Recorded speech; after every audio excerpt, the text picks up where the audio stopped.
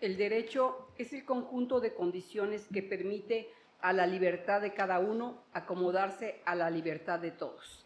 Immanuel Kant. El día de hoy me permito saludar afectuosamente a la audiencia que nos acompaña en este evento. La Suprema Corte de Justicia de la Nación, a través de la Dirección General de Casas de la Cultura Jurídica y la Casa de la Cultura Jurídica Ministro Emeterio de la Garza en Monterrey, Nuevo León, les da la más cordial bienvenida a la mesa redonda Temas actuales en el derecho mexicano. En esta ocasión tenemos el honor de contar con la participación de la maestra Abril Ivette Martínez Caballero, del maestro Olmo Guerrero Martínez, del maestro José Roble Flores Fernández y del doctor Arturo Centeno Valencia, a quienes les damos la más cordial bienvenida.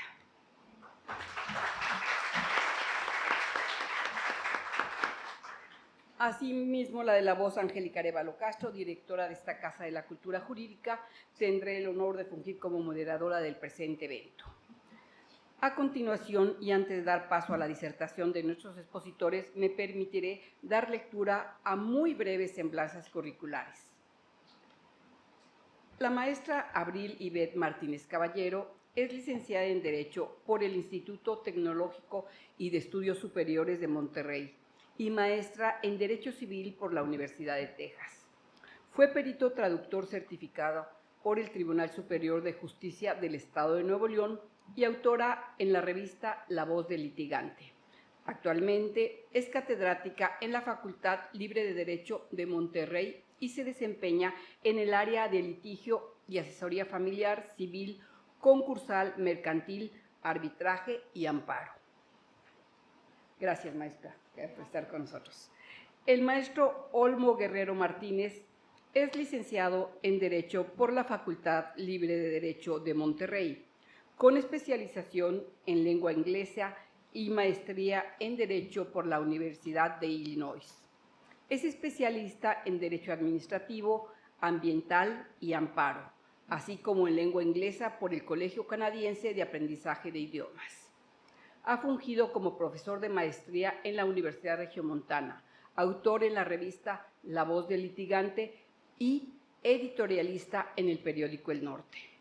Actualmente se desempeña como catedrático en la Facultad Libre de Derecho de Monterrey y como abogado litigante en Martínez Arrieta Abogados.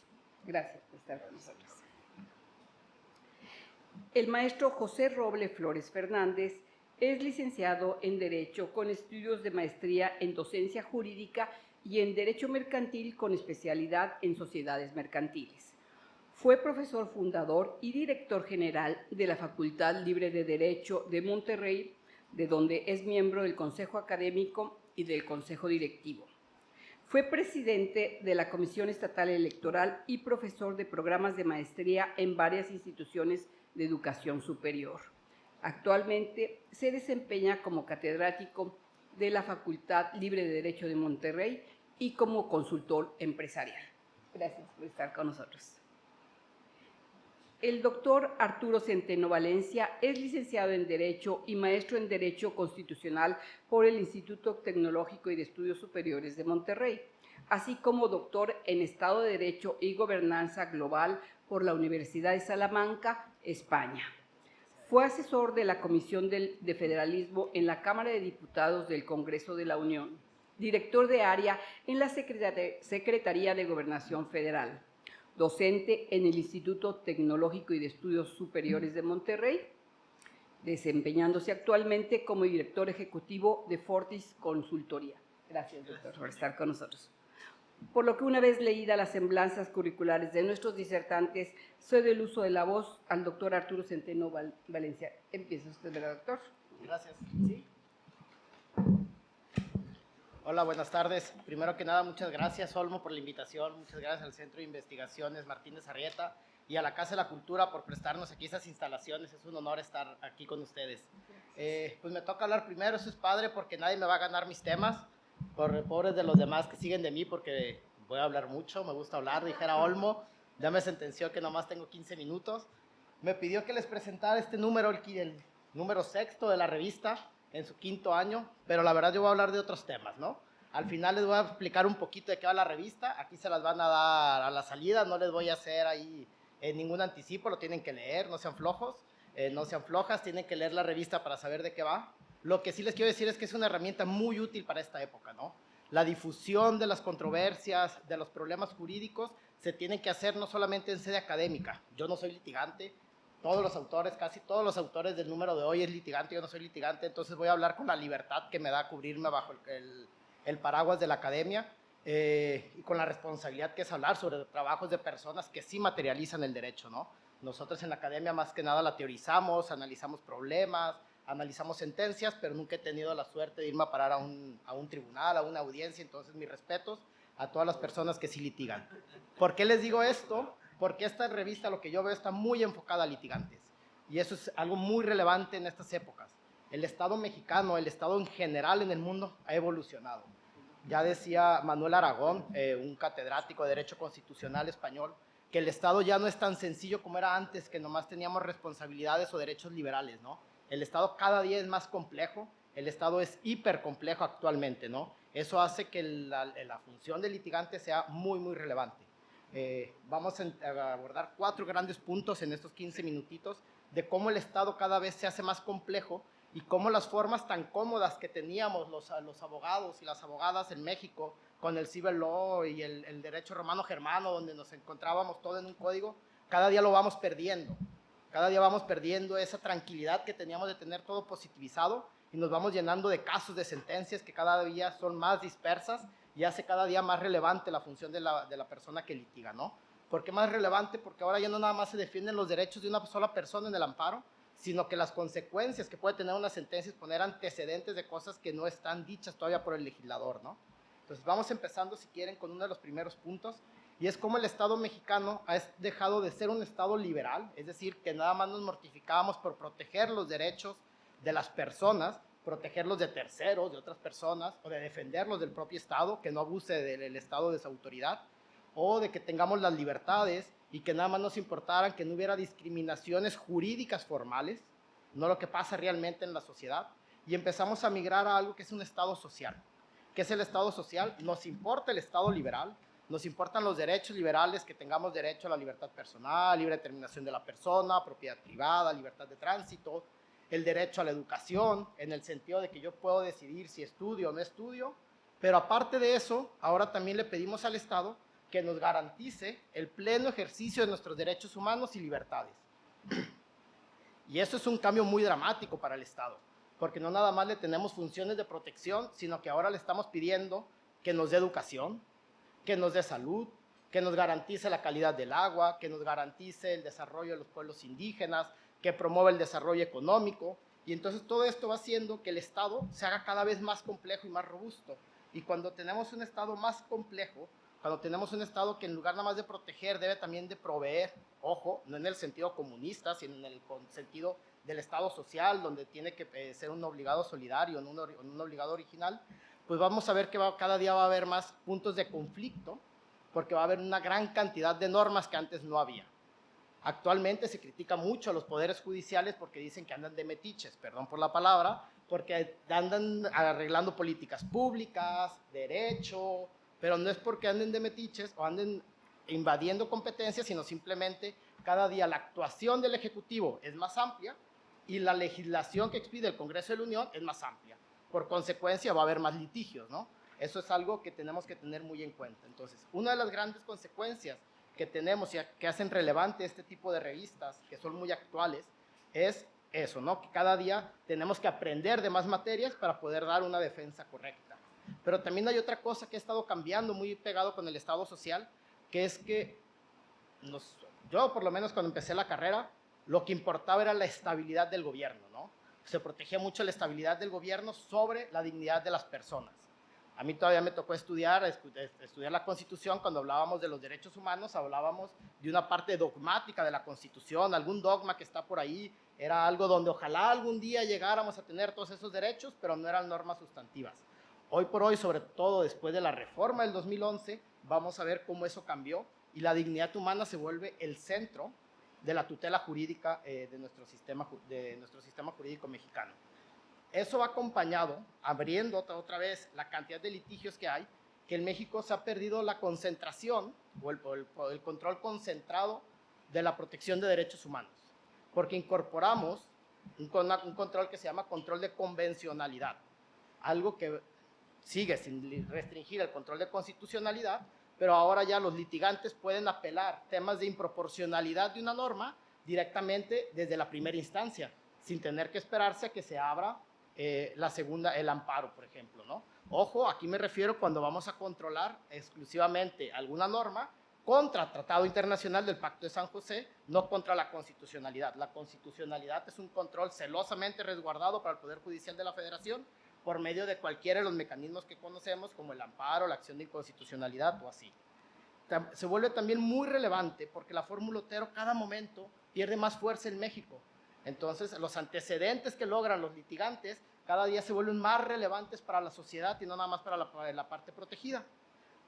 Todavía no lo tenemos absolutamente, todavía es muy celosamente resguardada la fórmula Otero, pero ya tenemos, por ejemplo, algo que es la Declaración General de Inconstitucionalidad, donde la Corte, el Pleno de la Suprema Corte puede establecer precedentes y decir, el Congreso de la Unión no quiso modificar una norma que yo ya le dije que es inconstitucional, entonces yo voy a emitir una declaración general para que se deje de aplicar, pero aparte que se deje de aplicar, voy a establecer las reglas de cómo se tiene que aplicar en el lapso que no se hace.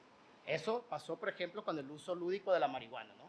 Y eso es muy relevante y viene a colación porque eso lo logran los litigantes con casos específicos, ¿no? Ese caso en especial fue promovido con un litigio estratégico, 5 personas que no consumían marihuana, pero que querían promover el litigio estratégico, ¿no?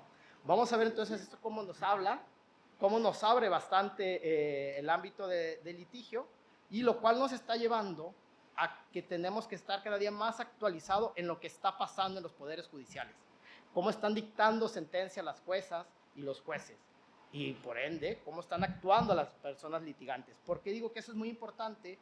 Porque cada día estamos migrando, sin decirlo formalmente, y jamás existió una reforma al respecto, a dejar un poquito atrás la comodidad del civil law y pasar a ese derecho consuetudinario, ¿no? Donde tenemos que estarnos aprendiendo casos, y no nada más las sentencias y jurisprudencias de la Corte, que es bien fácil buscarlas en el JUS y están bien sistematizadas, sino decir, oye, hay un caso de un juez penal en Colima que desaplicó un X tipo penal por ser inconvencional. A lo mejor ese argumento me sirve para convencer al juez de primera instancia penal en Nuevo León.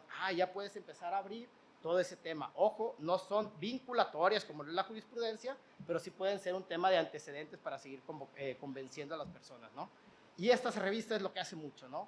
Habla sobre cómo poder estar trabajando nuevos casos o estar difundiendo las ideas que tienen las personas que aquí escriben, que como les digo hoy, que estaba viendo, 12 de las personas, de las 14 personas que escribieron en este número, 12 son personas que se declararon litigantes en su reseña, ¿no?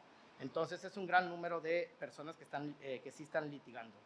Y no nada más es la gran cantidad de normas y de sentencias que están saliendo, sí, ya casi terminó, que están saliendo y la necesidad de ampliar nuestros conocimientos, sino también la necesidad de materializar derechos. Es una consecuencia muy, muy, muy importante para poder empezar a resolver controversias. ¿A qué me refiero con la materialización de los derechos? Hay muchos derechos, sobre todo los derechos igualitarios, derecho al acceso al agua potable, derecho a la educación, derecho a la cultura, que no están per se definidos en la legislación que debemos de entender por ellos. Y esa es una tarea que si el legislador no la hace, los tribunales lo están haciendo.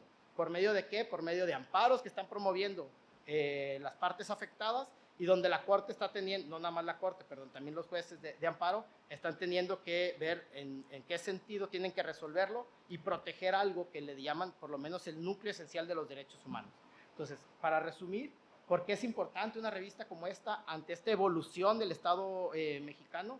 Porque cada día tenemos más litigios estratégicos, porque cada vez tenemos más litigios o sentencias que podemos estar estudiando para apoyarnos en nuestras defensas, pero también nosotros como académicos cada vez tenemos que estar volteando más a ver lo que pasa en los tribunales para poder actualizar nuestras tendencias, ¿no? Siempre se ha dicho que el derecho se vive en los tribunales y a los jueces es muy fácil evaluarlos, ¿no? A las juezas agarramos sus sentencias y las leemos, el Consejo de la Judicatura, por lo menos el federal, hace una función asombrosa donde puedes consultar todos sus expedientes ya censurados para que no se viole ningún dato personal, pero la parte de los litigantes no la podemos conocer tan fácil. Y esta revista nos permite acceder a lo que está pasando en sus mentes, ¿no? Vamos a ver muchos temas que hay en esta revista, pero por ejemplo hay uno que me llamó mucho la atención, es un estudio de una sentencia que hace el doctor sobre las donaciones entre consortes. Está estudiando directamente una sentencia que acaba de sacar la Suprema Corte en el caso de Nuevo León, pero también hay planteamientos de defensa que si ustedes los leen les pueden ayudar en sus siguientes litigios, ¿no? Olmo está estudiando, Olmo no está en temas de planteamiento de defensa, sino en materialización de derechos, ¿no? Cómo materializar un nuevo derecho. Pero, por ejemplo, pueden encontrar en esa revista cómo pueden defenderse ante irregularidades de una FORE. Ahí pueden encontrar ese tipo de temas. También en temas de cesión de derechos o en ingresos de personas morales. Y no nada más los autores de esta revista se están restringiendo a hablar sobre temas de litigio, sino también plantean posibles soluciones de cómo poder materializar derechos nuevos. Nuevos derechos, por ejemplo, como el de las mascotas. Nos plantea ahí cómo se pueden estar materializando, o el acceso a la justicia digital, que se hizo muy famoso en el tema durante la pandemia, o también hacen un estudio sobre un tema que es una restricción a un derecho humano, que es el registro de obligaciones alimentarias o de deudores alimentarios. Entonces, en conclusión, cada día se hacen más interesantes o más importante poder conocer lo que está pasando en las mentes de las personas que litigan, para que eso nos pueda ayudar a apuntalar el Estado social o el Estado liberal, ¿no? La verdad, creo que es un ejercicio muy interesante que se ha hecho. Yo conozco muy pocas revistas que dan esta oportunidad de que los litigantes hablen, y son revistas que tienen una vocación muy práctica, ¿no? Sus artículos, se los invito a leerlos, son muy cortos, no tienes que aventarse 15 hojas, 20 hojas que te van a pedir en una revista indexada para que puedas leer o llegar a las mismas conclusiones que estás llegando aquí, a lo mejor en artículos de 2 hojas. Esa sería mi intervención, no sin antes felicitar al Centro de Investigaciones Jurídicas Martínez Arrieta por este esfuerzo. No es fácil juntar a 14 personas que quieran escribir en un libro.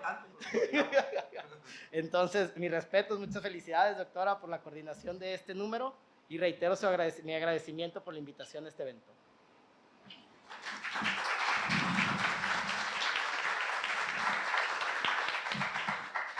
No sé qué tanto se requiere del... Bueno, ¿sí me escuchan? ¿De qué voy a tomarme la libertad de volverlo interactivo si no es molestia de ustedes, y eso genera la necesidad de que me respondan cuando les pregunto. ¿Están de acuerdo? ¿De qué semestre más o menos son todos ustedes? La inocencia, gracias a Dios, se quita con el tiempo. Estar en primer semestre, ¿cómo voy a tratar de regresar hace mucho tiempo? Cuando estuve en primer semestre, a las expectativas que tenía en lo que era la carrera y las realidades de lo que termina por serlo, y es como un fenómeno que sigue evolucionando. De las primeras enseñanzas que nos dan en primer semestre es la división de poderes, ¿verdad? Ya lo vieron eso. Que teóricamente cada uno de los poderes, es mucho más complejo que eso, va generando el ejercicio de una función en específico, ¿verdad? Por eso ustedes les dicen, el poder legislativo, ¿qué es lo que hace? Legisla, ok. ¿El poder ejecutivo? ¿Cómo estuvo? A ver. Sí, ejecuta las leyes. O sea, materializa las disposiciones normativas que existen, y el Poder Judicial resuelve los conflictos que se plantean entre particulares y entre poderes, ¿verdad? Esa es la estructura básica que vamos entendiendo, que vamos viendo, al menos a los inicios de la carrera de Derecho, y bajo esa percepción es cómo se va desarrollando. Ya en el ejercicio profesional, o lo que busca la revista es invitar a personas que están ejerciendo y que sirvan como puente entre lo que se tiene la expectativa que era el derecho en sus funciones básicas y lo que termina siendo. Por ejemplo, si dijimos que la función del poder judicial, en principio, es resolver controversias, ¿creen ustedes que si eso fuera totalmente cierto, el Poder Judicial pudiese legislar? Si fuera cierta la primera afirmación, ¿cómo te llamas, licenciado? En ciernes, ¿cómo te llamas? William. Si el Poder Judicial va a resolver controversias, el Poder Judicial no puede legislar, ¿verdad? No, y eso es correcto en principio. Entre más vas adentrándote las complejidades de los problemas jurídicos, vas viendo que esas divisiones tradicionales se van volviendo no tan claras, y se van volviendo complejo entender, resolver las problemáticas y las funciones que cada uno de los poderes va ejerciendo.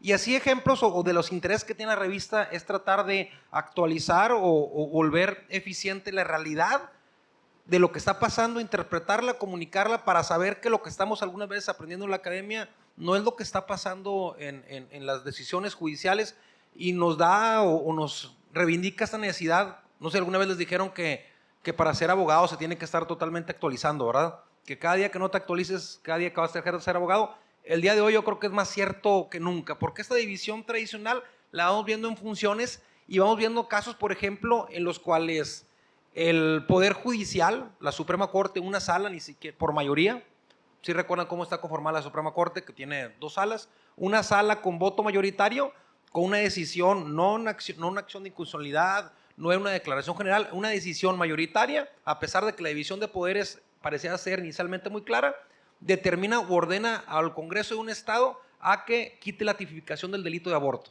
Entonces vamos viendo que eso rompe con los dogmas o paradigmas con los que están empezando, y en la práctica vamos viendo en este ejemplo en específico que la realidad es que la práctica está superando total y absolutamente a mucho el conocimiento que ustedes van a tener al día de hoy en las aulas. Y no porque los maestros seamos malos, sino porque la evolución que está teniendo el derecho es extraordinariamente rápida y estar al paso con esto es muy, muy compleja. Entonces creo yo que uno de los objetivos que está buscando la revista es tratar de auxiliar en este sentido de entender que la evolución del derecho es muy rápida y pues tenemos que estar en la mano porque si no, no van a aprender ustedes derecho, sino van a aprender historia del derecho. Entonces creo que es bien importante que lo tengan a manera de ejemplo.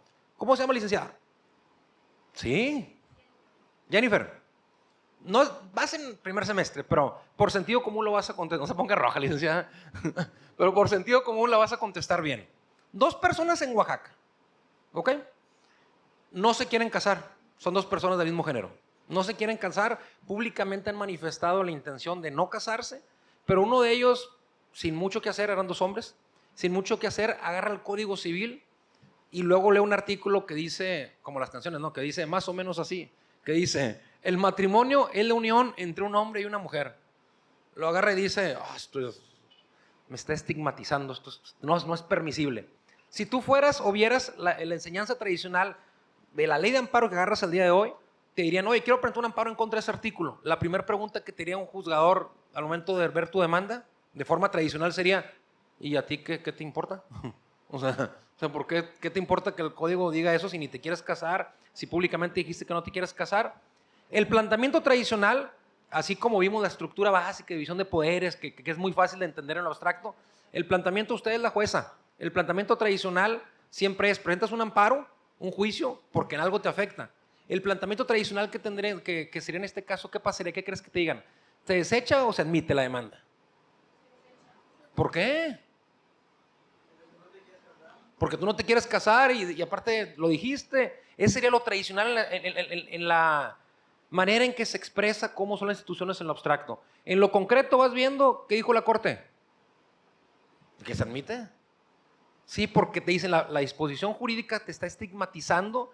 Yo sé que es un caso extraordinario, pero lo que voy es, está la evolución en la práctica que la Corte dice te está estigmatizando el que en una entidad públicamente se esté contemplando el matrimonio como unión entre un hombre y una mujer. Por lo tanto, al tú no estar en esa hipótesis, aunque no te quieras casar, estigmatiza porque está haciendo diferenciaciones no válidas. Entonces vamos viendo que la práctica, estas diferencias entre la teoría y la realidad del día a día son absolutamente abismales. Entonces la revista es un intento bastante humilde de tratar de que ustedes, si lo pueden leer, ahí está gratis, es lo bueno, si lo pueden leer, cómo lo que se está viendo en las aulas a veces es superado por lo que está pasando en tribunales. ¿Quiere decir que lo que pasa en tribunales es mejor que lo que pasa en las aulas? ¿Sí o no?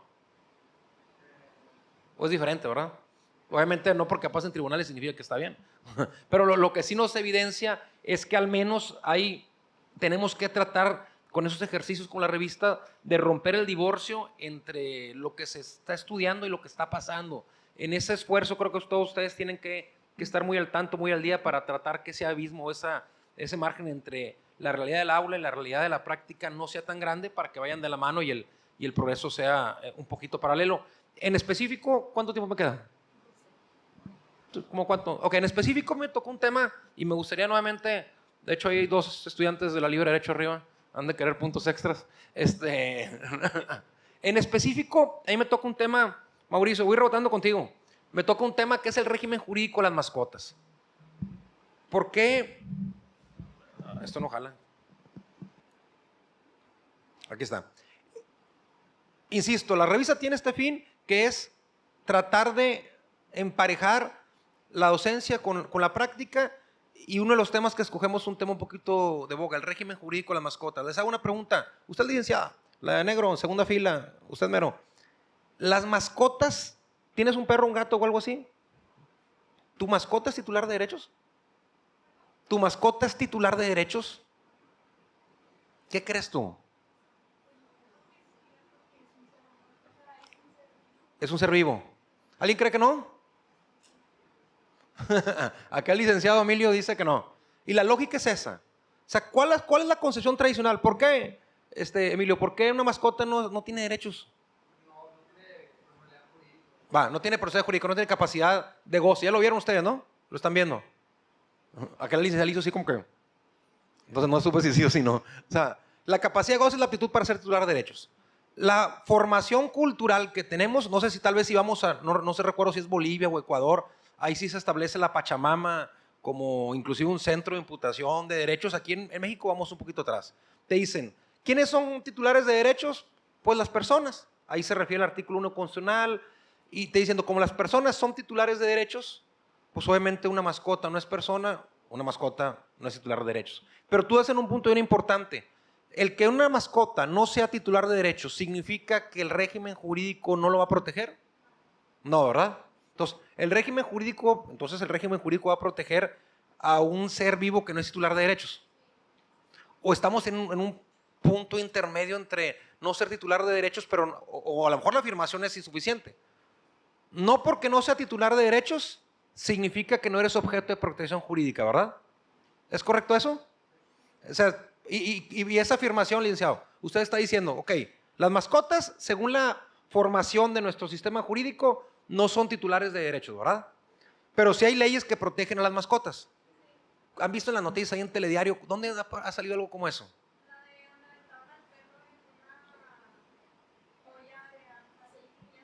Esa mero. ¿Qué pasó? ¿Hubo un delito?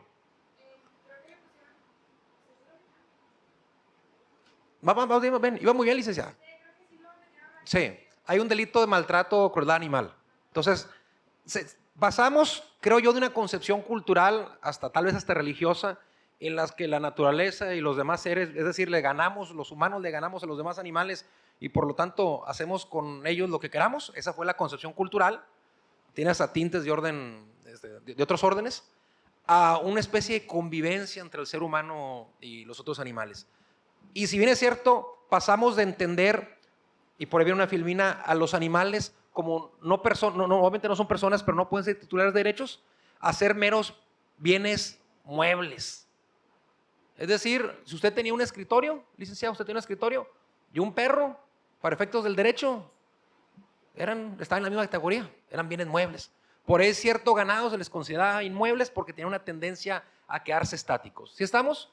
Pregunta, nuevamente, la revista busca acoplar la enseñanza de cátedra con la práctica diaria. ¿Creen ustedes que el fenómeno de los animales, el ejemplo que das tú, de que hay un delito que lo está protegiendo, entonces significa que estamos protegiendo de igual manera a los objetos, cosas inanimadas, a este bote, a una mascota? No, ¿verdad? Ya hay cierta cultura jurídica, ciertas disposiciones normativas que los colocan en un régimen o en un rango distinto, ¿verdad? Y si no es una persona con capacidad de goce, entonces, ¿en qué están? Aquí vamos viendo, por ejemplo, cómo la legislación van contemplando, van identificando a las mascotas como bienes muebles, y son muebles ya que se mueven por sí mismos, pero están en una categoría específica. Si afirmamos que las mascotas son bienes muebles, ¿a qué absurdo? Y lo dijéramos con certeza y absoluta inamovilidad de esta afirmación, ¿a qué absurdo nos podría conducir? Sería lo mismo que pagarle a un perro, ¿verdad? ¿Tiene sentido? Ustedes, de lo que han visto de la práctica diaria, del delito que tú encontraste, ¿dónde van viendo que el régimen jurídico de las mascotas haya evolucionado, haya cambiado? O sea, aparte del delito, no sé si por ahí ustedes vieron una ley y un reglamento nuevo, que es la ley del bienestar animal en Nuevo León, y un reglamento. y por ahí se establecían varias conductas, pero una de las modificaciones, creo yo, trascendentales que modifican el paradigma o la forma de entender el régimen de las mascotas es cuando la propia ley en su artículo primero, lo voy a leer y ustedes me dicen qué creen que significa, que les garantice ser sujetos a un trato digno por su condición de seres sintientes. Ahorita con Centeno, de manera muy acertada, recordó que la dignidad humana es el punto toral sobre el que merodean los demás derechos, ¿verdad? Por decirlo coloquialmente. Y en materia de mascotas, de animales, pero en específico las mascotas de compañía, la ley busca que se les garantice ser sujetos a un trato digno por su condición de seres sintientes. Pero también se está empezando a abrir la ventanita a decir un trato digno. La propia legislación y los reglamentos hablan de un trato digno, de procurar sus emociones. O sea, es decir, la distinción en este primer, no sé si han tenido la oportunidad de, y yo les recomiendo mucho, toda esta literatura de paleoantropología y de este más de estilo, en los que empiezan a hablar de los diversos homínidos y cómo el Homo sapiens, al coincidir con muchos otros homínidos, pues tuvo la suerte por vicisitudes de prevalecer sobre los demás homínidos, y la diferenciación entre el hombre y los demás homínidos es mínima, y pareciera ser que estamos reconociendo en la parte jurídica que inclusive en los animales ya se les busca garantizar su trato digno. O sea, la dignidad es un punto toral toda vez que son seres sintientes. ¿Y qué consideran ustedes una vez que se les considera seres sintientes? Esto es como el efecto mariposa. Cambias un poquito y se cambia todo lo demás. Pasó de ser un bien mueble que se parecía a una mesa a ser un ser sintiente. Una especie salió de la característica rígida de un bien mueble y ahora es un ser sintiente. Su mascota, licenciada, al ser un ser sintiente tiene sentido que se regulen tipos penales para protegerlo, ¿verdad? Al ser sintiente tiene más sentido que hay un tipo penal que castigue el maltrato o la crueldad sobre el mismo. ¿Usted puede ser cruel en contra de una mesa? Sí, contra una mesa. Y la mesa que te dice, oh, no seas cruel. ¿Cómo hace sentir a la mesa mal? Pues no puede ser cruel, ¿verdad? Entonces, pues no, ¿cómo va a ser cruel, licenciada? Tiene mucha crueldad en su ser. O sea, no puede ser cruel en contra de una mesa porque es un objeto inanimado, no siente, por lo tanto no hay. En cambio, los animales, al ser seres sintientes, sí puede ser cruel en contra de ellos. ¿Qué otro cambio creen ustedes? Ahí lean el artículo, son 3 páginas, no les pido mucho. O sea, ¿qué otros artículos? Pero 3 páginas con seriedad. ¿Qué otras consecuencias jurídicas creen ustedes que se modificaron por necesidad o como consecuencias de volverse un ser sintiente? Échele.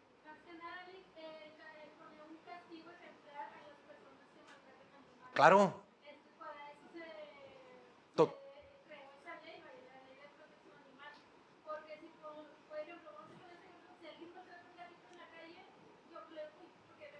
Sí. Tengo gatos y a la vez como que ver que alguien maltrata un gatito, como que sí se siente uno porque se siente feo que lo maltraten, enfermar al gatito. Pero parece ser, creo, esa ley y viendo eso en el código penal de nuevo. De acuerdo, totalmente de acuerdo. Socialmente no representa la misma valía o la misma necesidad de protección de un objeto inanimado a un ser sintiente. Y toda esta modificación, modificación normativa, que es un reconocimiento, a mi entender, de una realidad, se va a ir reflejando en otras modificaciones que ustedes va a tocar realizar. ¿Qué ejemplos pongo? No sé si han visto el tema de la prohibición de los circos con animales. ¿Cuál es su lógica? Ser sintiente. O sea, pero antes era, pues yo tengo un balón, tengo una mesa y tengo un perro, ¿no? Antes, en mi época nos tocaba que si el animalito se enfermaba, pues había que despedirlo porque no se iba a gastar dinero en él. O sea, era un utensilio del hogar nada más. Y al ser sintiente, las corridas de toros, ¿qué creen que va a pasar? Hagan un educated guess. ¿Van a mantenerse o no van a mantenerse? ¿Quién cree que sí? Nadie. Aquí el licenciado atrás. Eso, yo no voy a decir lo que pienso. No. Pero sí, es el debate. Pero al dárseles el carácter de seres sintientes, toda la tendencia de protección, si pusiéramos una decisión de probabilidad, es mucho más probable que en este ejercicio tiendan a desaparecer esas actividades. Si es un ser sintiente, ¿qué más creen que otra modificación? Dale. Fíjate, como no tienen capacidad de goce, no pueden ser titulares de derechos actualmente, ¿verdad? Pero ¿qué va a pasar si indirectamente se les trata de heredar algo? Va para allá. O sea, digo, no digo que va a pasar mañana. No sé si por ahí vieron que la Corte está por resolver, ya voy a acabar, que la Corte está por resolver un caso en el que están viendo si el matrimonio entre 3 personas es válido. Ya en las estructuras tradicionales, la capacidad de goce para un humano es lo tradicional. Falta muchísimo para que un animal distinto al humano lo sea.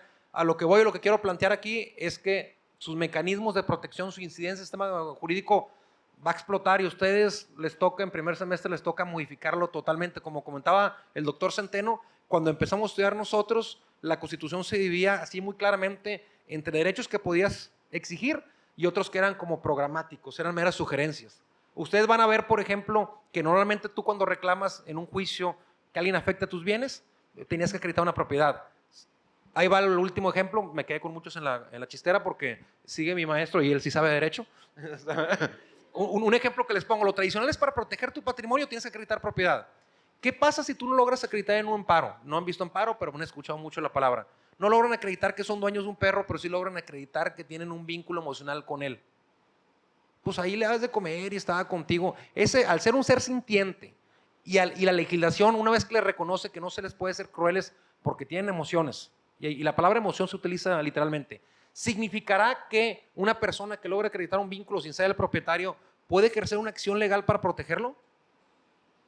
Va para allá, a usted les va a tocar tener que resolver estas y otras interesantes cuestiones. Pero, ¿ya tiene otro dueño o es un perro de la calle? Pues, imagínate, inclusive tiene dueño, son los dos casos es más. Lo tradicional sería, esto es un bien mueble, sigue siéndolo en cierta modificación. Parecía ser que ahorita es un bien mueble con características particulares sintientes. Normalmente para poder acreditar un acto de defensa en contra de un acto de autoridad tendrías que acreditar que eres dueño. Aquí tú afirmas, yo no soy dueño, pero es un ser sintiente.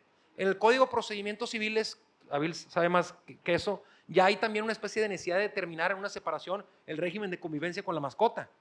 Creo que dice expresamente que tiene que tomarse en cuenta a las partes y no dice literalmente el sentimiento de la mascota, pero por allá va. La pregunta, creo yo, el punto al que estamos el día de hoy es que la generación de un vínculo emocional, sé que es una afirmación muy elevada, pero la cierta cercanía que puedas acreditar con un animal distinto, con un animal distinto al hombre, uno más digno, o sea, esa cercanía que puedas llegar a acreditar, ¿qué tanto en materia jurídica te va a romper los esquemas tradicionales de reclamo que antes era bien propiedad, ahora vínculo emocional suficiente para buscar su protección? Yo creo que a ustedes les va a tocar, ese es un pequeñito ejemplo de un tema pequeñito, de un mundo de opciones que comentaba el doctor Centeno, que a ustedes les va a tocar, si tienen creatividad, yo creo que podrán hacer cosas bien interesantes y van a hacer que el derecho en realidad sea un fenómeno evolutivo y esperemos que lo logren.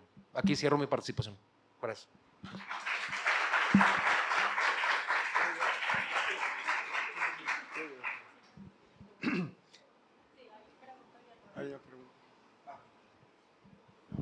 Adelante.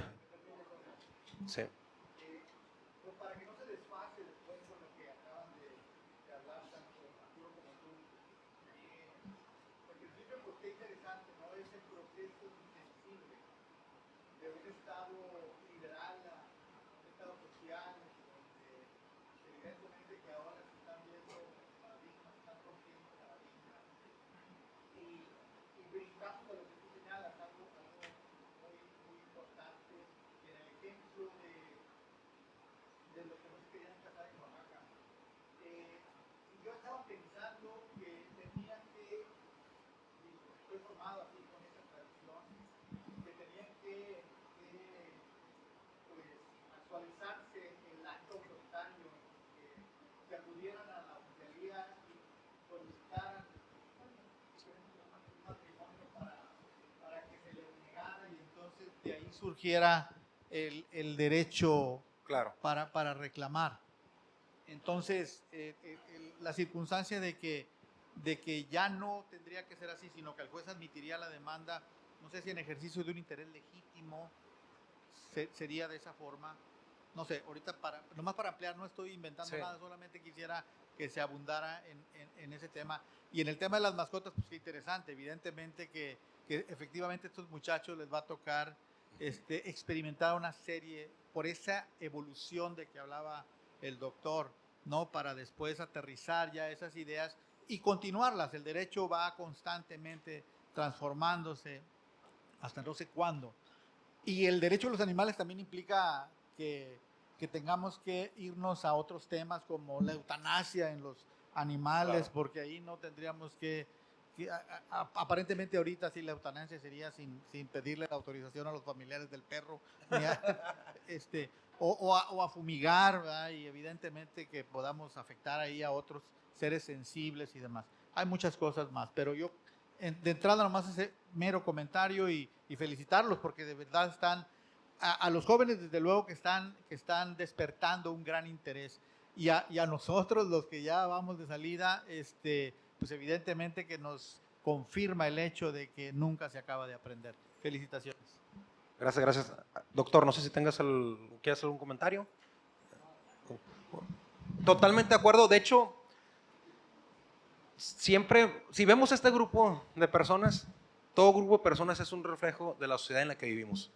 Y cuando llegó ese conflicto a la corte, el tema de Oaxaca, por ejemplo, de dos personas que no se querían casar, que manifestaron que no se querían casar, pero que un artículo dijese que el matrimonio de unión entre un hombre y una mujer lo estigmatizaba, evidentemente son o caen en hipótesis no tradicionales. Igual que como bien comentas, lo normal sería pues esa demanda se desecha y el día que te cause un agravio más palpable, más real, más inmediato, vienes a quejarte. Pero sí, al igual que este ejemplo y muchos otros, vamos viendo este que decíamos de una decisión por mayoría de una sala de la Suprema Corte que le ordena al Congreso quitar o dejar de tipificar el aborto como delito.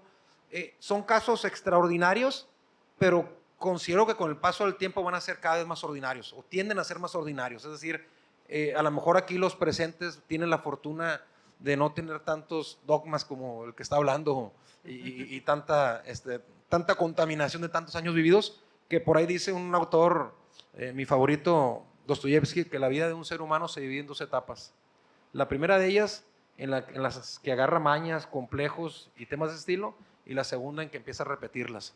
O sea, espero no encontrarme en la segunda etapa ya de mi vida, pero como bien comentas, si bien es cierto, no es lo tradicional, creo que sí nos va a dar, y sobre todo espero que aquí a toda el ala joven del auditorio, les va a dar la oportunidad de entender que en la medida que estén bien preparados, siempre va a haber un oído receptivo para ideas nuevas y ustedes van a ser factores en la modificación del derecho.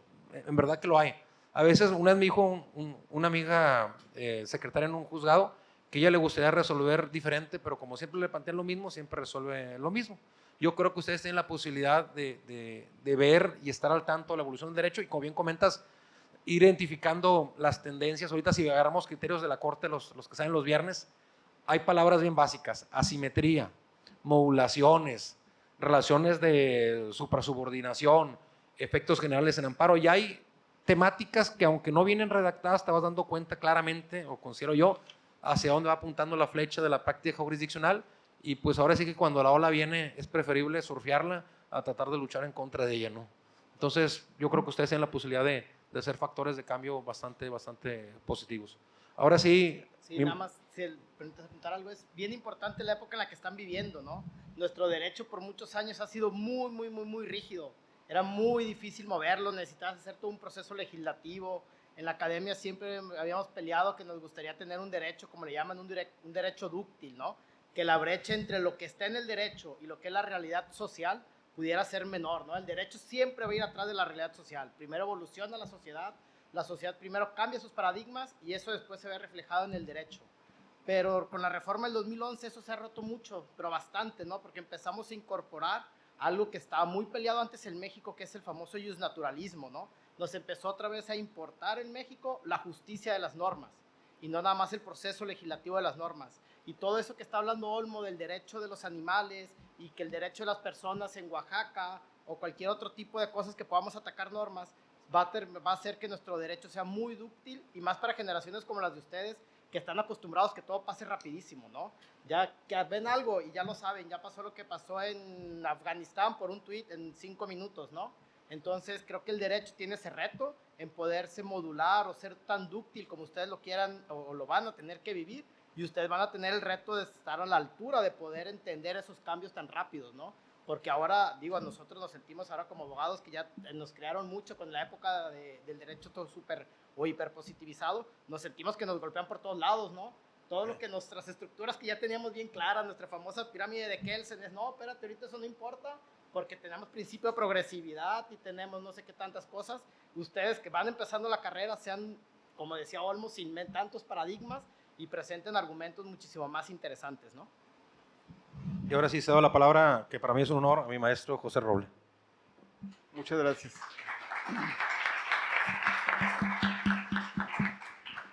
Pues yo podría cederles el micrófono para que siguieran, porque después de esta plática, de esta discusión, me parece que mi tema va a ser demasiado árido.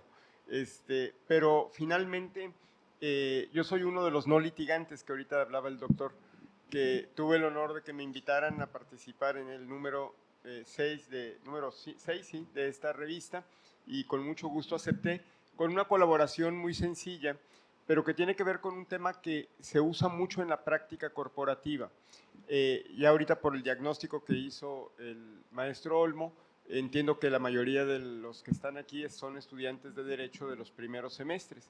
Pero entonces vamos a tratar también de ir como entendiendo los aspectos más básicos para que cuando ustedes tengan oportunidad de leer este artículo, pues tengan una referencia.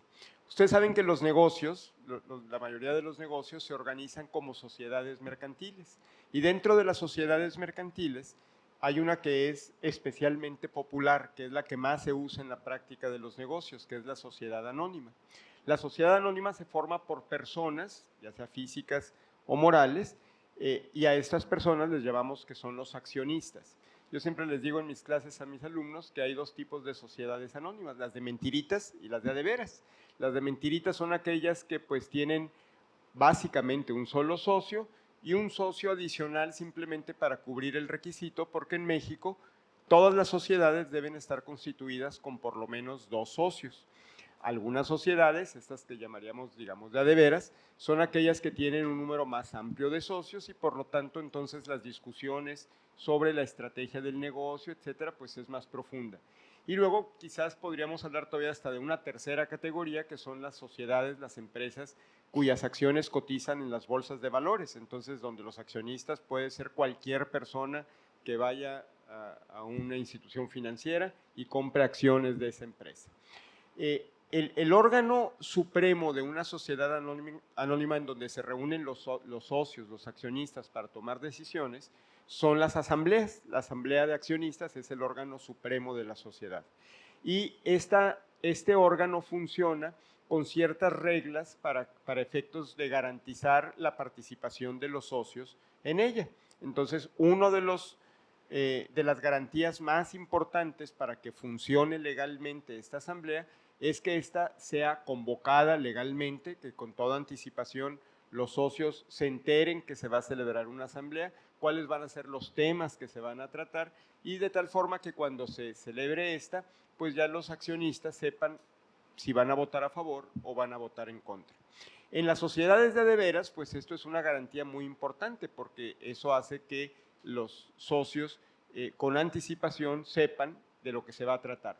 Y la ley dice que cuando una asamblea se celebra sin que se hayan respetado estas reglas de la convocatoria, de la previa convocatoria, que son garantías que tienen que ver con el plazo, un plazo mínimo de 15 días, que haya estado a disposición de los socios los materiales que se van a tratar, etcétera. Si se celebra una asamblea sin haberse respetado todos estos principios que garantizan a los socios su participación, dice, esa asamblea es nula. La asamblea es nula si no se celebró con respeto a todas estas reglas de la convocatoria previa. Salvo un caso, cuando todos los socios están reunidos. Entonces, bueno, pues parece muy lógico que si todos estuvieron reunidos y no nos convocaron previamente, pero sí estuvimos en la asamblea, bueno, pues entonces no hay ninguna razón como para pensar en la nulidad de esa asamblea, porque finalmente, pues sí acudimos a la asamblea y sí tuvimos la oportunidad de estar ahí, de votar, de deliberar, etcétera. Esas asambleas, cuando están todos los socios reunidos, a esas asambleas se les llaman asambleas totalitarias. En el derecho comparado se les llaman asambleas universales o juntas universales o asambleas unánimes, significa que todos los socios están reunidos. Entonces, pensemos en el caso así más tradicional, ¿verdad? De que un día los socios de una sociedad anónima, pues se encontraron de repente ahí en algún café y dijeron, oye, pues ya que estamos aquí reunidos, de una vez vamos a discutir y votar si estamos de acuerdo o no con este proyecto que les vamos a presentar. Y bueno, pues votan, deliberan, votan y finalmente pues deciden si van a seguir adelante o no con un determinado proyecto. Un tema que a mí me parece que, y esto se utiliza mucho en la práctica corporativa, no con esta novela de que se encontraron casualmente los socios, sino finalmente a estas asambleas en la práctica corporativa, en la práctica de los negocios, se les llaman también asambleas de papel o asambleas de escritorio, porque son asambleas que efectivamente nunca se convocaron con anticipación, pero que finalmente se celebraron. Entonces, se simula una reunión y se redacta un acta en la que se dice los socios se reunieron en tal lugar, en tal fecha y tomaron los siguientes acuerdos. Y luego lo firman cada uno de los socios que supuestamente participaron en esa asamblea. Aunque efectivamente nunca hubo tal reunión de socios. Y uno de los temas, y esto se utiliza mucho, repito, en la práctica corporativa, sobre todo en las asambleas en las sociedades familiares o en las sociedades que forman parte de grandes grupos empresariales, en donde pues no se dan estos requisitos previos de convocatoria. Un tema que a mí me parece que es relevante estudiar, y por eso es un tema muy concreto, muy específico, es si los socios que participan en una asamblea totalitaria pueden estar representados o no, o tienen que estar, o tuvieron que haber acudido personalmente a esa asamblea. La ley de sociedades mercantiles dice que los socios siempre se pueden hacer representar al acudir a una asamblea de socios, una asamblea de accionistas. Pero el tema aquí es si en una asamblea totalitaria se puede dar esta representación. Imaginemos otra vez el caso en el que los socios se reunieron casualmente sin saber que en ese momento iban a celebrar una asamblea.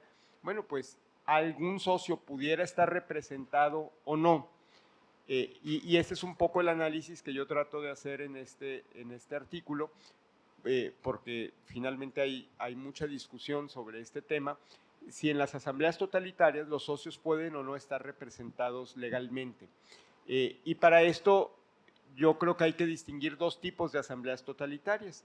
Las asambleas totalitarias que se reúnen espontáneamente, como ahorita mencionaba este ejemplo en el que se reúnen casualmente los socios, y aquellas asambleas que finalmente sí se convocaron, pero no se convocaron legalmente, no se respetó el plazo o la forma, y finalmente los socios acudieron a pesar de que no se había hecho correctamente la convocatoria.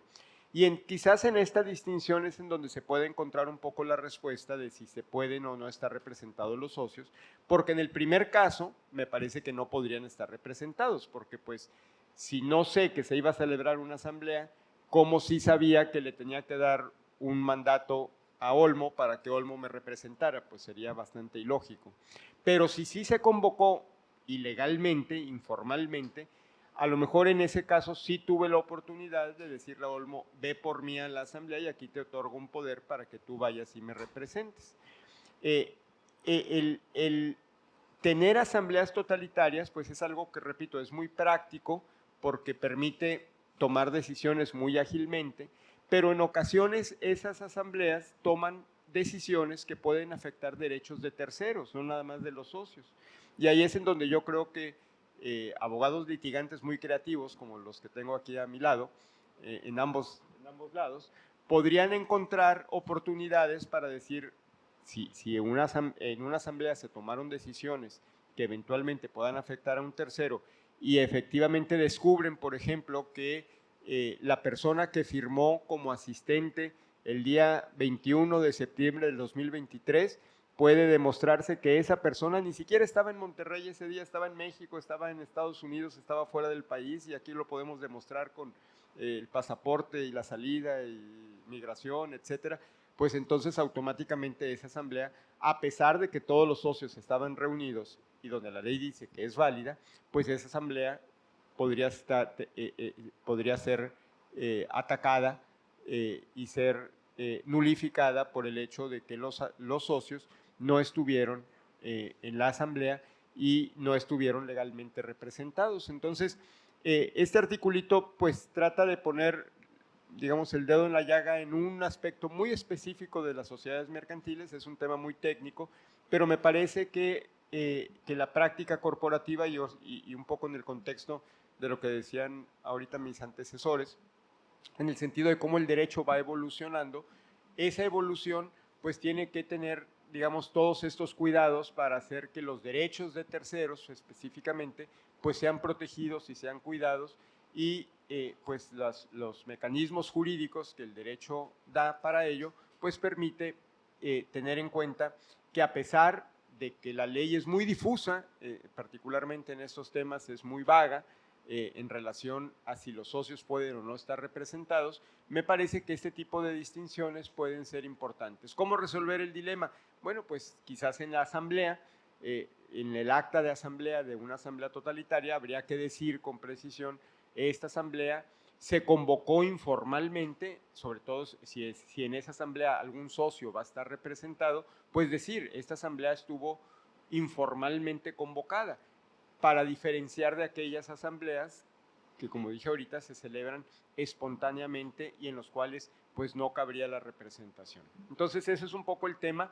A mí me da muchísimo gusto haber participado en el número 6 de esta revista del Centro de Investigaciones Jurídicas del despacho Martínez Arrieta, porque pues tengo el gusto de conocer a muchos de los miembros de ese despacho y sé que su creatividad y su capacidad pues hace que el derecho, las cosas difíciles se hagan fáciles. Entonces aquí yo pongo sobre la mesa un caso difícil para que ellos lo hagan fácil.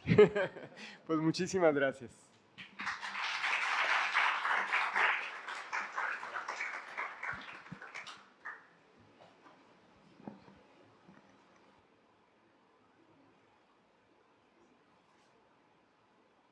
Hola, buenas tardes. Yo les voy a platicar un poquito del Registro Nacional de Obligaciones Alimentarias. ¿Lo han escuchado? Es reciente, se publicó el 8 de mayo del 2023. ¿Tienen idea de qué es? Registro Nacional de Obligaciones Alimentarias. ¿Nada?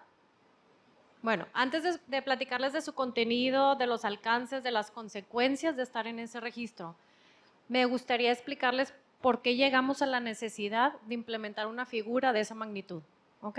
Entonces, lo básico, lo primero es, ¿qué son los alimentos? ¿Qué son alimentos? Ya lo debieron de haber visto primero o segundo semestre. Comida, vestido, salud. Sí, no, está bien. Sí, está perfecto. Vestido, educación, sustento y salud. Son de los que me acuerdo. Estoy de acuerdo. Ok, perfecto. Acuérdense que alimentos comprende todo lo que cada persona necesite para subsistir, para tener una vida digna. No todos necesitamos lo mismo. Abril, cuando estudiaba carrera, no tenía las mismas necesidades de ahorita, por ejemplo, en salud, a los 44 años. Entonces, cada persona tenemos necesidades diferentes, por lo tanto, se tiene que estudiar el caso concreto para saber exactamente qué es para ti alimentos, para que tengas vida digna, ¿ok? Entonces, la Corte ha reconocido que el tema de alimentos es de orden público y interés social. El Estado tiene que garantizar el cumplimiento de alimentos. ¿Hacia dónde voy? Quiero llegar a las herramientas que los legisladores han incluido en nuestra legislación para garantizar los alimentos, sobre todo de menores. La Corte ha reconocido que tratándose de alimentos de menores se tiene que ver desde 3 dimensiones.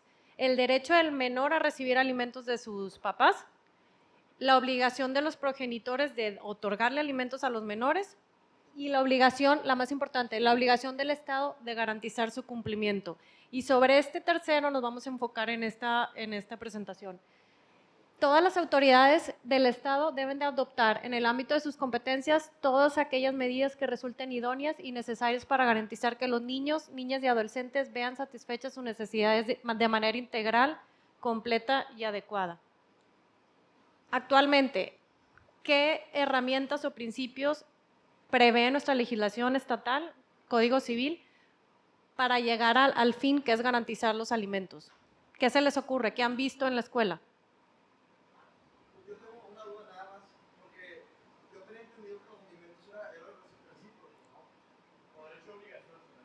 Sí, pero tratándose del niño todavía no tiene obligación de darle a los papás o de los progenitores hacia el menor. Sí, cuando el niño crezca y los papás necesiten, la obligación es al revés, o sea, hacia arriba. Sí, totalmente de acuerdo. Tratándose de menores, ¿qué herramientas contempla nuestra legislación para garantizar que el niño tenga alimentos? ¿Qué han visto en procesal civil?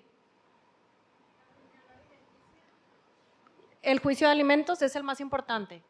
El segundo, embargo, aseguramiento de bienes. Dentro del juicio de alimentos, si no cumple con la sentencia, le puedes embargar o asegurar bienes. ¿De acuerdo?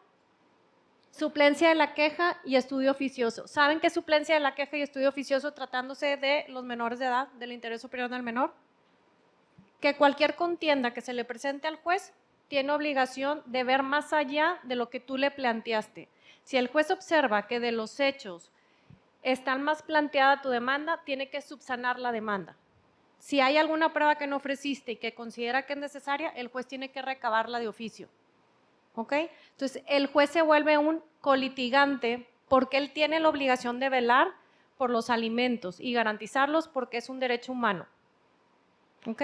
Entonces, el juez deja de ser una autoridad y se vuelve, tiene que realizar funciones más allá de solo ser un juez. Tiene que variar la litis, recabar pruebas, resolver cuestiones no planteadas. Pérdida de patria potestad. ¿La han escuchado? Si no cumples con una sentencia definitiva, una pensión alimenticia definitiva, te pueden promover un juicio de pérdida de patria potestad.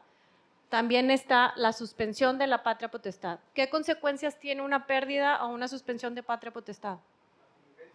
La convivencia, no. O sea, pierdes el derecho a decidir cuestiones del niño, pero la convivencia es la única cuestión que no se va a limitar porque es un derecho del niño convivir con sus papás. Es lo único que no se va a ver afectado. Hay criterios de la Corte, jurisprudencia que te dicen que el tema de convivencia, salvo que sea por violencia, no se puede limitar.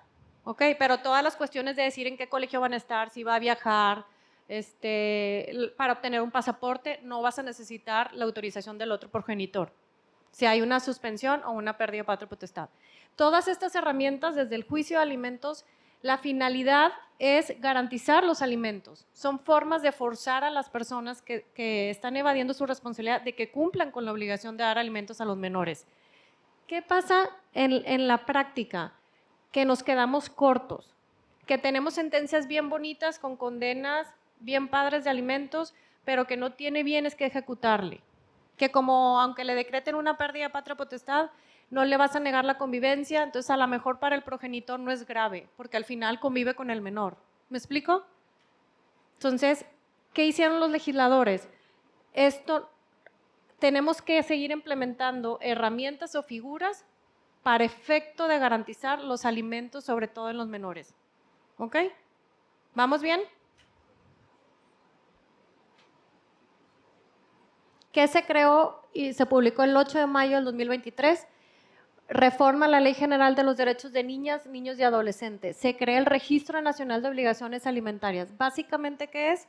Es un sistema a cargo del DIF nacional, donde se va a concentrar toda la información de los deudores alimentistas, sus nombres, RFC, CURP, expediente, el acreedor alimentario.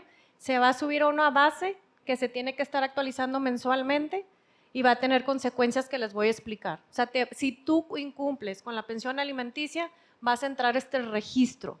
Y es un registro nacional que vas a poder consultar de manera gratuita, que es información pública. Ustedes se van a poder meter a la página y consultar si fulanito cumple o no cumple con la obligación alimentaria. ¿Estamos bien? Las características va a ser a cargo del Sistema Nacional del DIF, concentra la información de los deudores y acreedores alimentistas, es información pública. ¿Quién va a proporcionar la información? Los tribunales superiores de cada entidad federativa y la Ciudad de México. El Tribunal Superior de Nuevo León va a tener que estar actualizando mensualmente la información y dando de baja a los que estén al corriente. ¿Ok? La actualización del registro deberá realizarse mensualmente y la inscripción deberá contener nombre, apellidos, CURP, homoclave del RFC del deudor, el órgano jurisdiccional que ordenó la inscripción, cuantía del incumplimiento de la obligación alimentaria y plazo de pago de los alimentos definitivos y datos del expediente. ¿Hasta aquí alguna pregunta?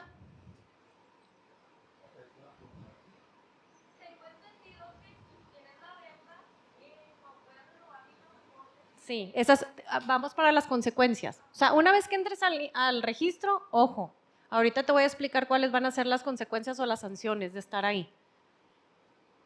Se van a emitir certificados de no inscripción. Si tú vas a realizar alguno de los trámites que vienen aquí abajo, que ahorita vamos a enumerar uno por uno, te van a pedir para sacar una licencia de conducir que exhibas un certificado de que no estás dentro de ese registro nacional. ¿Ok? Entonces, los certificados de no inscripción se van a pedir a solicitud de parte interesada. Se dispondrá de un sitio web en el cual se genera automáticamente el certificado de forma gratuita y va a contener nombres, apellidos y CURP y el órgano jurisdiccional que ordenó el registro, la cuantía de la pensión y el estado de cumplimiento. Las autoridades, los 3 órganos de gobierno, dispondrán de lo necesario para establecer como requisitos la presentación del certificado de no inscripción y se podrá requerir en obtención de pasaporte, lo que mencionabas, obtención de licencias para participar en cargos públicos y de elección popular, participar como aspirante a cargo de jueces, magistrados locales o federales, para trámites que se realicen ante notario relativos a compraventas de bienes inmuebles y la constitución y transmisión de derechos reales. Ojo, en las solicitudes de matrimonio, el oficial del registro civil, cuando celebre el matrimonio, tiene que mencionar si alguno de los contrayentes están dentro del registro nacional. ¿Ok? Entonces, ojo, si estás en el registro nacional y quieres obtener alguno de estos trámites, te van a requerir el certificado de que no estás inscrito. Si estás inscrito, la sanción es que probablemente te nieguen alguno de estos. Si se fijan, está previsto para las autoridades de los 3 órdenes dispondrán de lo necesario para establecer como requisito la presentación del certificado de no inscripción y se podrá requerir. O sea, no es una orden, va a depender de cada estado, de cada legislador. Otra consecuencia, además de las que mencionabas, se va a poder restringir la salida del país. Si estás dentro del registro nacional, te pueden negar que salgas del país, van a mandarle la notificación a las autoridades migratorias. En alguno de estos casos, cuando seas deudor alimentario moroso, excepto si garantizas el adeudo o cuando existan medios de prueba que permitan al juez determinar la existencia de un riesgo importante de que la salida del país sea utilizada como un medio de evasión. O sea, aunque vayas al corriente en la pensión alimenticia, si tú le ofreces al juez pruebas de que por ejemplo, te vas a ir a vivir al extranjero y con eso te va a permitir evadir tu responsabilidad o tu pago de pensión, el juez te puede negar la salida del país, te la restringe, aunque estés al corriente, si cree que es una forma de evadir tu responsabilidad. Y esta restricción migratoria podrá ser solicitado por el acreedor o quien tenga su guardia y custodia y se solicita ante el juez competente y este notifica a las autoridades migratorias. ¿Qué tal? El término para implementar el Registro Nacional de Obligaciones. Ya entró en vigor, pero ¿cuánto tiempo tenemos para que empiece a funcionar? Los transitorios establecen que el sistema del DIF nacional contará a partir de la entrada en vigor, que entró el 9 de mayo del 2023, con un plazo de 300 días hábiles para la implementación del registro. Y los congresos locales y los tribunales superiores de justicia contarán con un plazo no mayor a 120 días hábiles a partir del inicio de la creación del registro nacional para ajustar el marco normativo correspondiente. Ya está corriendo. Pues 300 días hábiles a partir del 9 de mayo. Hasta aquí. ¿Alguna pregunta de en qué consiste el registro y cuáles son las consecuencias? Las consecuencias es que si los legisladores, por ejemplo, de Nuevo León, adoptan alguna de estas medidas, te pueden restringir alguno de la obtención de licencia, de pasaportes y demás, o la restricción para salir del país. ¿Vamos bien? Por último, nada más les quiero comentar que el Código Nacional de Procedimientos Civiles y Familiares también ya prevé el Registro Nacional de Obligaciones Alimentarias. Si dentro del juicio de alimentos incumples con una pensión provisional, esto es dentro ya del juicio. Si no se paga la pensión total o parcial por un periodo mayor de 90 días, se ordena la inscripción en el Registro Nacional de Deudores. Si es una pensión definitiva y existe incumplimiento, el juez tiene la obligación en el plazo de 3 días notificarle al Registro Nacional para que te den de alta y te inscriban. Y además como órdenes de protección. ¿Saben qué son órdenes de protección? Sí, cuando hay violencia de por medio y necesitas medidas precautorias para erradicar esa violencia. Por ejemplo, actualmente en Nuevo León está previsto la restricción para que no se te acerque, el que lo saquen a la persona violenta, la saquen del domicilio conyugal. Hay varias órdenes de protecciones. Se agrega que también te inscriban en el Registro Nacional como una medida precautoria. ¿Hasta aquí preguntas? ¿Comprendemos el alcance de la figura? Evidentemente se van a promover amparos para promover la inconstitucionalidad cuando se empiecen a aplicar, pero creo que la práctica nos ha orillado a ir implementando figuras nuevas ante la necesidad de proteger los alimentos, porque como ya les dije, su característica principal es que es de orden público e interés social. El Estado está obligado a garantizar que se cumplan con los alimentos. Gracias. ¿Preguntas?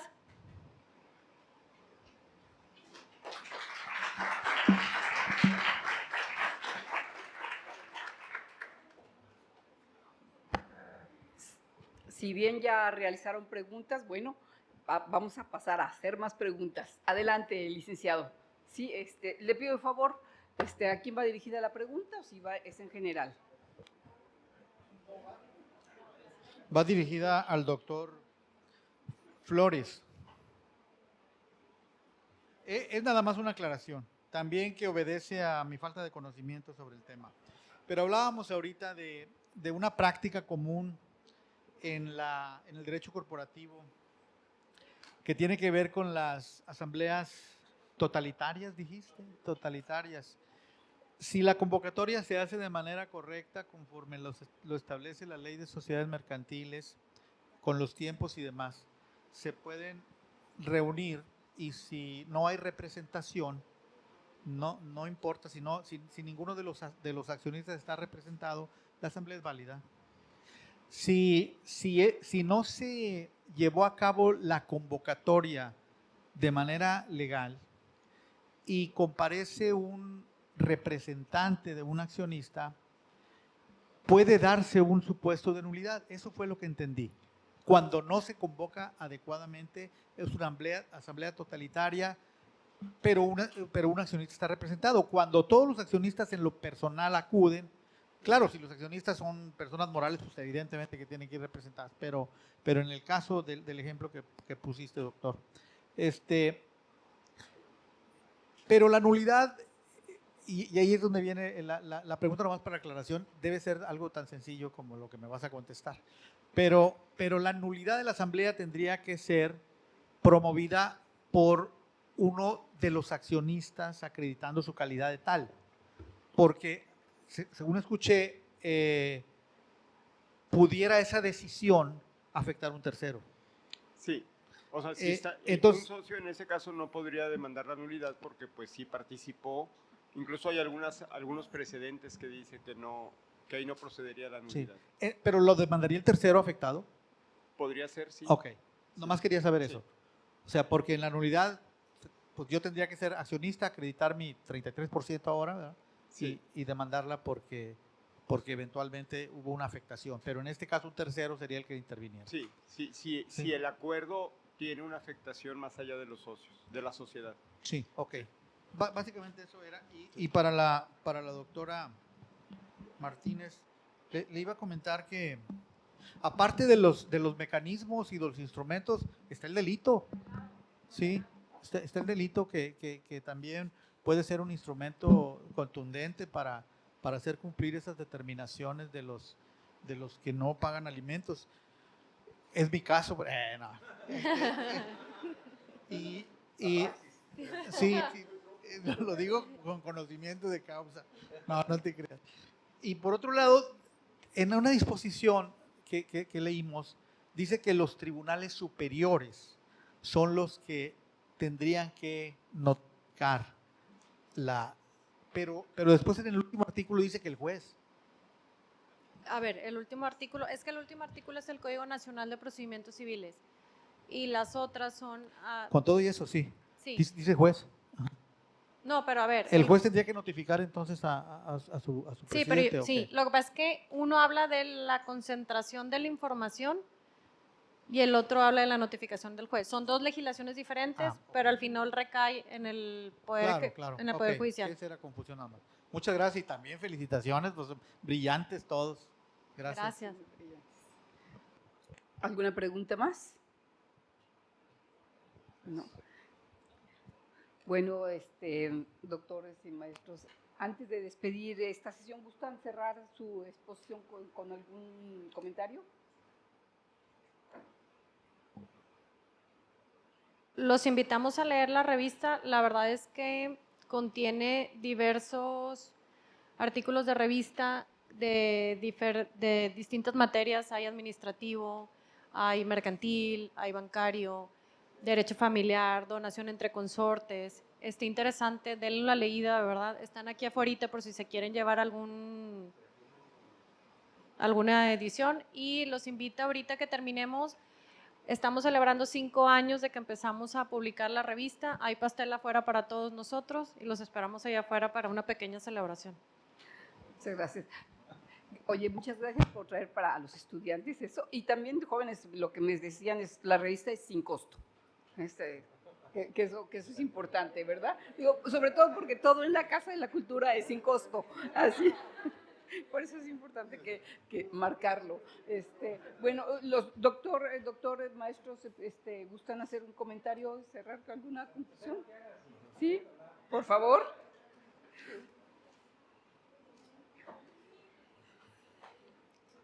Una vez nada más agradecer la verdad que hayan asistido, nos escuchen, porque pues eso pedimos nosotros las limosnas que ya Mari nos está escuchando. Muchas gracias, arquitecto, tenía años sin haber regresado. Sí, nos me da mucho gusto. Yo creo que desde que estaba con ustedes estudiando, luego por algún motivo dejé de venir a los eventos que organizaban, pero me da mucho gusto volver a estar aquí. Muchas felicidades a Martínez Arrieta por esta revista. Léanla, la verdad, la lectura es súper digerible. Van a tener información de primera mano, súper actualizada, de gente muy especializada y muy de la vanguardia de los temas, y aparte se los están poniendo en lenguaje muy sencillo, ¿no? Para que no tengan que aventarse 30 hojas, como les decía, para llegar a la conclusión que llegan en 3 páginas en esta revista. Ese formato es sensacional para este tipo de difusión. Sí. Bien, maestro. Muchas gracias. Igualmente nada más unirme a la felicitación al despacho Martínez Arrieta por la edición de esta revista, que yo estoy seguro que seguirá abonando a el planteamiento de temas de vanguardia en el sistema jurídico mexicano, y muchas gracias a ustedes por escucharnos esta tarde. De veras, muchas gracias. Igualmente agradeciendo a mis compañeros aquí en el panel, a todos ustedes por habernos acompañado. Tienen la oportunidad de hacer algo bonito con su carrera, creo que la tienen que aprovechar. Espero la revista les guste. Si alguno algún día tiene interés en escribir, estamos abiertos a invitados. Y pues bueno, échele ganas. Gracias. Muchísimas gracias, maestra, maestro, doctor. Voy a decir nomás una última. Ustedes que están comenzando en unos días, que es la Feria del Libro, voy a presentar este libro. ¿Cómo se llama? Es de un querido también exalumno que me hizo el honor de invitarme a presentar su libro. Y es un extraordinario libro para quienes van a estudiar Derecho o están comenzando su carrera. Contra lo que ustedes ven en el título, no es para desanimarlos a estudiar Derecho, sino es para que, como decía el maestro Olmo, enfoquen su carrera en qué no debe ser estudiar Derecho. Es un libro que para nada, digamos, persuade a no estudiar Derecho, sino más bien persuade a reforzar los verdaderos motivos por los que hay que estudiar Derecho. Así es que ojalá que todos con la lectura de este tipo de libros reforcemos la idea de que por qué queremos ser abogados, abogadas. Gracias, maestro.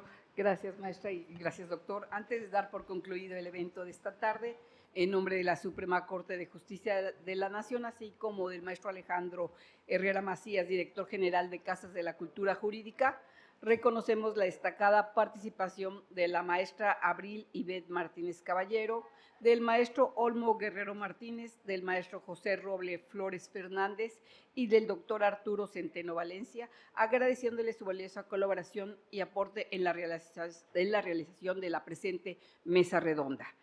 Finalmente, queremos externar nuestro agradecimiento a cada uno de las y los asistentes por acompañarnos en este evento, ya que su presencia y participación nos recuerda que el derecho se aprende estudiando, pero se ejerce pensando. Muchas gracias y buenas tardes.